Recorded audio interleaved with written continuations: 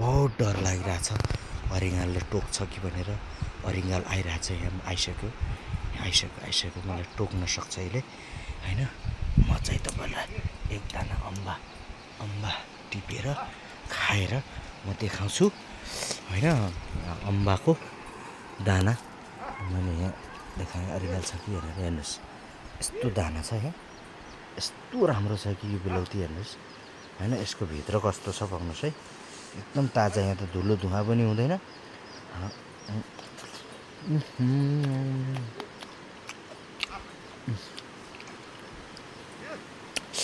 यस्तो स्वादिलो छ। वा ऊ अरिङ्गाल आइसक्यो, यसले टोक्न सक्छ।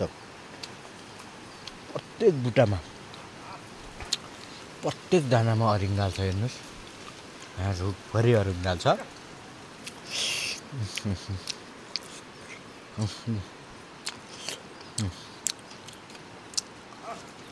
हेर्नुहोस् अरिङ्गाल आइसक्यो, अरिङ्गाल। यसलाई जिस्किआयो भने टोक्छ यसले टोक्यो भने यस्तो विष लाग्छ।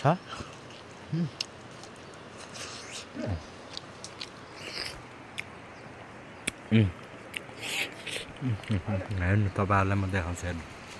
हेर्नु हल्लिसकेको छ, अरिङ्गालले टोक्ने सम्भावना धेरै छ मलाई। हेर्नुहोस् है,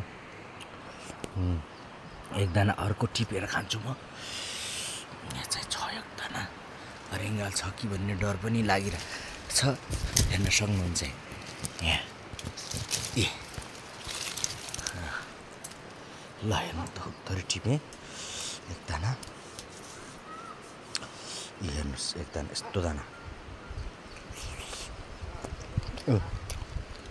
देख्नुभयो, बहुत टेस्टी छ। म बिस्तारै झर्छु किनकि रुखभरि अरिङ्गाल छन्। प्रत्येक अम्बाको दानामा, पाकेको अम्बाको दानामा बसिरहेछन् अरिङ्गाल। यिनले टोक्न सक्छन् मलाई। टोक्यो भने खतरनाक विष लाग्छ, उसाउँछ, पुरा सुनिन्छ। धेरै अरिङ्गालले टोक्यो भने त फेरि मरिन्छ पनि।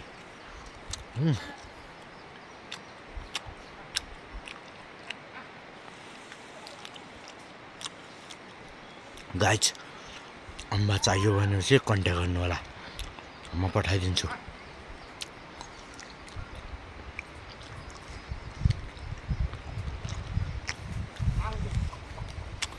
बहुत टेस्टी छ, देख्नुभयो। टेस्टी नभए यसरी मुखबाट पानी आउँदैन, एकदम टेस्टी छ।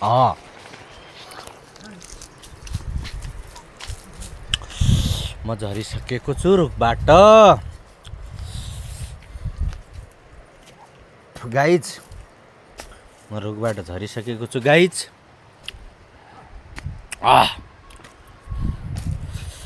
हाम्रो सुन्दर बेलौतीको रुख यस्तो छ। हेर्नुहोस् यस्तो राम्रो रुख छ यो, यस्तो राम्रो छ। यता आरु छ, यतातिर बेलौती, मेवा, केरा, ताजा चिजहरू खान मिल्छ गाउँमा। त्यही भएर सहर बजारमा नबसौँ, गाउँमा बसौँ। गाउँको ताजा अर्ग्यानिक खानेकुरा खाउँ हैन। क्यान्सरदेखि लिएर ठुल्ठुला भयानक रोगहरूबाट बचौँ हैन। मौरीको घारा पनि देखाउँछु म तपाईँहरूलाई। यहाँ मौरीको घारा, मौरीले टोक्छ फेरि डेन्जर। हेर्नुहोस् है, यहाँ मौरीको घारा हेर्नुहोस्, पुरा मौरीले कुट बोकिरहेछ। हेर्नुहोस् है, पुरा मौरीले कुट बोकिरहेछ। हेर्नुहोस् देख्नुभयो, कालो मौरी पनि रहेछ यो, काम गर्ने मौरी, कर्मी मौरी। अनि एउटा घार यहाँ छ, एउटा घार यहाँ छ, अर्को घार उता माथि छ। हेर्न सक्नुहुन्छ यहाँ, अर्को घार देख्नुभयो, माथि छ अर्को घार।